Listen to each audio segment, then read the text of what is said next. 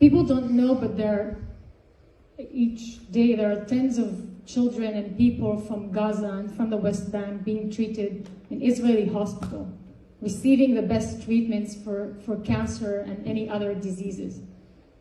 Israeli Jewish volunteers drive the parents back and forth from Gaza or from the West Bank.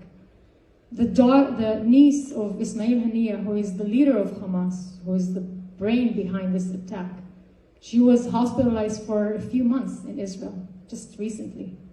We give the best possible treatment for everyone. And you know Judaism really values lives, right? Like, what is the first tenet? It's like, al tirtzach, right? Like, don't kill. We value life. We value human life.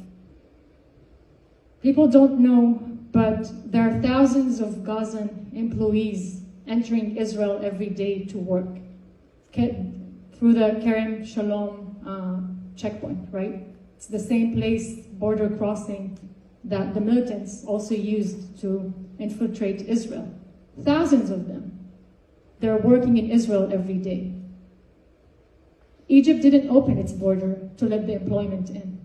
And they're calling Israel an apartheid. They're calling Israel making ethnic genocide. And this point is actually like puzzling for me, because 25% of the Israeli population is actually Arabs. Most of them are Muslims. More than 20% are Muslims. I'm one of them, right? And so and the Arabs in Israel are getting like equal rights, right? Like they're citizens for everything, getting welfare, education, healthcare, anything that a Jewish citizen would get. So how can we call this an apartheid or committing ethnical genocide? And just as a personal story about myself, my mother, I was born to a Bedouin family. Bedouins are nomadic Arabs. Only 3% of them finish high school. My mother is penniless and illiterate. She doesn't know reading and writing because her parents didn't believe that women have the right to go to school. They should be on the fields and herd the sheep.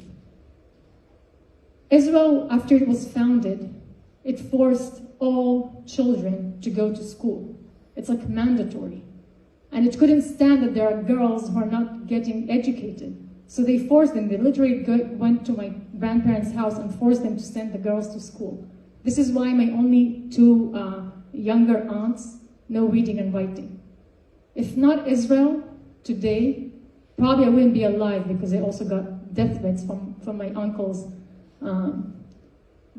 because I was also the first ever Israeli Bedouin fashion model. But obviously he could not kill me because like we're in Israel, right? Like it's not, like Israel protects women.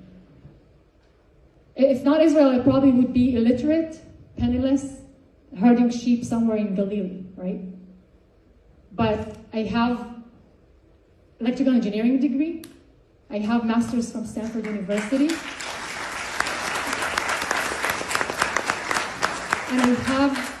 And I have my rights to live my life the way that I wanted to live them, right?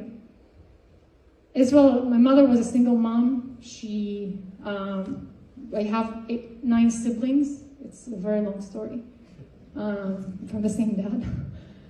And we lived on welfare. Israel gave us everything that it could give us, even though we were Arabs. And people are talking about apartheid and ethnical genocide.